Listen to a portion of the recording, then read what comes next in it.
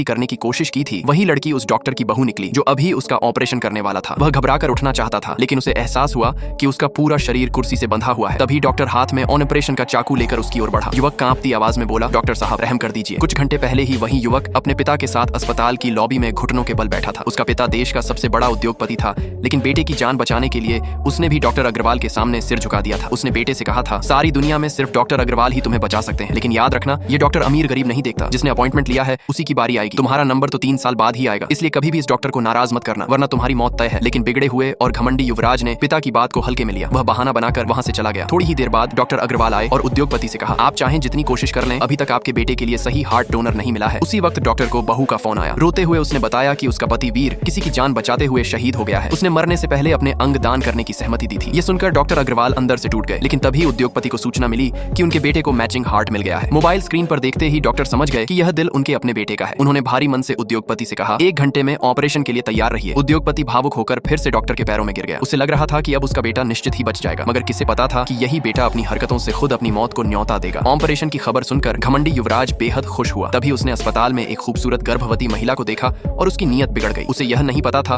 कि वह महिला डॉक्टर अग्रवाल की बहू स्नेहा है और उसके हाथ में जो डिब्बा है उसी में रखा दिल उसके ऑपरेशन के लिए लाया गया है। युवराज ने स्नेहा और उसकी सास को कोने में घेर लिया। सास ने उसे चेतावनी दी, मेरी बहू गर्भवती है, दूर रहो। लेकिन यह सुनकर वह और पागल हो गया। उसने आसपास के लोगों को डराया, मैं देश के सबसे बड़े उद्योगपति का बेटा हूँ, जो भी बीच में आया बर्बाद कर दूंगा। लोग भयभीत हो गए। उसने अपने गुंडों से स्नेहा को पकड़वाया। सास ने तुरंत अपने पति यानी डॉक्टर अग्रवाल को फोन लगाया। उस समय डॉक्टर ऑपरेशन की तैयारी कर रहे थे। जैसे ही उन्हें खबर मिली, वे दौड़ते हुए वहां पहुंचे। इस बीच युवराज डिब्बा छीनकर खोलने की कोशिश करने लगा, लेकिन सास ने जान जोखिम में डालकर डिब्बा वापस ले लिया। वह चिल्लाई, अब हमें डरने की जरूरत नहीं, डॉक्टर अग्रवाल ने हमारे बेटे की सर्जरी के लिए हाँ कर दी है। स्नेहा ने गुस्से में कहा, जिस डॉक्टर से तू ऑपरेशन करवाना चाहता है वही मेरे पापा हैं। डॉक्टर अग्रवाल, अगर तूने जरा भी गलत किया तो समझ ले कि तेरा ऑपरेशन कभी नहीं होगा। युवराज